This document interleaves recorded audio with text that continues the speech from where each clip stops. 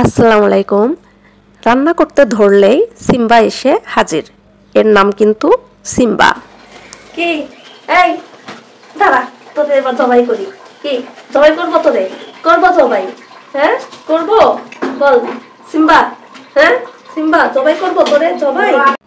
শরীরটা তেমন একটা ভালো না, এর জন্য আজকে মন চাচ্ছে একটু সবজি খাবো। তো কাঁচা দেখে একটা মিষ্টি কুমড়া কিনে নিয়ে এসেছি। এটা কিন্তু পাকা না, দেখতেই পাচ্ছেন হালকা হলুদ। এই সবজিগুলো আমার কাছে খুব ভালো লাগে। তো আজকে আমি এই মিষ্টি কুমড়াই রান্না করব। তো সবাই কেমন আছেন একটু জানাবেন। সবাই কিন্তু কন্টেন্ট মনিটাইজেশন পাচ্ছে, সবার জন্য দোয়া ও ভালোবাসা রইল। তো এই কন্টেন্ট মনিটাইজেশনের সিস্টেমটা এখন এমন হয়েছে যে আপনার খুব একটা বেশি আহামরি ভিডিও ছাড়তে হবে না, ঠিক আছে? কয়েকটা পোস্ট বা কয়েকটা ভিডিও বা 2000 বা 2500 ফলোয়ার থাকলেই দেখা যাচ্ছে কি কন্টেন্ট মনিটাইজেশন যে কেউ পেয়ে যাচ্ছে। আগের থেকে না এখন মানে ফেসবুকে কাজ করাটা খুবই ইজি হয়ে গেছে। আগে তো অ্যাড অন রিলস বলেন, ইনস্ট্রিম অ্যাড বলেন, এগুলো পাইতে খুব প্যারা ছিল। মানে খুব সহজে কেউ কিন্তু পাইতো না। দেখা যায় তো কি 2 মিলিয়ন বা 1 মিলিয়ন ভিউজ লাগতো, তাহলে এক একটা অপশন বা সেটআপ আমরা দিতে পারতাম এরকম। তো যাই হোক, যারা পাচ্ছে সবার জন্য দোয়া ও ভালোবাসা রইল। আর যারা এখনও কন্টেন্ট মনিটাইজেশন পান নাই অবশ্যই তারা নিরাশ হবেন না, ঠিক আছে? নিরাশ হইলেই কিন্তু হেরে যাবেন। যাদের কিন্তু বেশি ফলোয়ার তারাও কিন্তু পাচ্ছে না কন্টেন্ট মনিটাইজেশন। ওকে, আমি এইখানে চিংড়ি মাছ নিয়েছি। চিংড়ি মাছগুলো অনেক বড় বড়, এর জন্য আমি বেশি দেব না, 6-7টার মতোই দেব জাস্ট ফ্লেভারের জন্য। আর এদিক দিয়ে আমি চুলায় ভাত দিয়েছি, আমার ভাতটা হয়েই আসছে। আমি মারগালা ভাত রান্না করব। বসা ভাতটা আমি খুব কম রান্না করি এখন। আমি গ্রামে থাকলে দেখা যাচ্ছে বসা ভাত রান্না করি।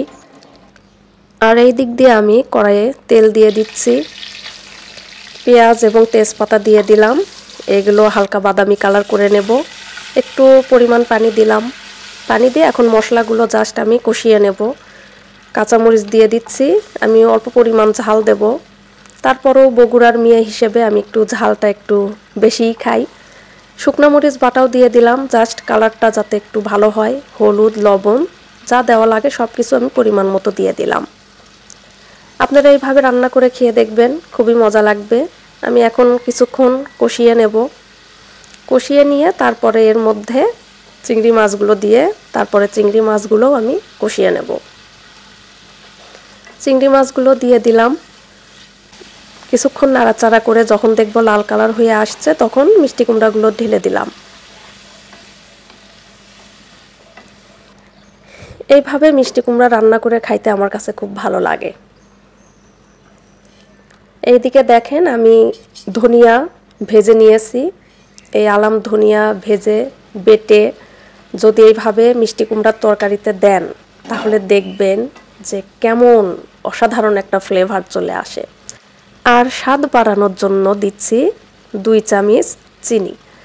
আপনারা 1 চামচও দিতে পারেন, তবে আমার মিষ্টিটা একটু বেশি ভালো লাগে সেজন্য। আর মিষ্টি কুমড়া যদি মিষ্টি না হয় আমার কাছে ভালো লাগে না। মিষ্টিটা দিলে কি হয়, এই তরকারিটা অনেক সুন্দর একটা গ্রেভি হয়ে আসে। তো এইভাবে আমি কষিয়ে নিচ্ছি, দেখতেই পাচ্ছেন আমি কিন্তু কোনো প্রকার আর ঝোল বা পানি এগুলো দিচ্ছি না। এইভাবে যত কষিয়ে রান্না করা যায় ততই তরকারিটা দেখা যাচ্ছে খুবই মজাদার হবে। দেখেন আমার সবজির কালারটা খুবই সুন্দর আসছে। এখন আমি পরিমাণ মতো ঝোল দিয়ে দিচ্ছি। খুব বেশি একটা ঝোল দেব না, কারণ মিষ্টি কুমড়া কিন্তু সিদ্ধ অলরেডি হয়ে গিয়েছে। এখন বলক আসা মাত্র দেখেন আমি সেই ভেজে রাখা বেটে রাখা ধনিয়া ফাঁকি এবং জিরার ফাঁকি দিয়ে দিচ্ছি। একরকম ধরতে গেলে অসাধারণ লাগবে খাইতে। তো আজ এই পর্যন্ত, সবাই ভালো থাকবেন আর আমার জন্য দোয়া করবেন। সবার জন্য দোয়া রইল। আর অবশ্যই সবাই আমার মতো এভাবে বড় বড় ভিডিও আপলোড দিবেন, তাহলে কাজে লাগবে আপনাদের।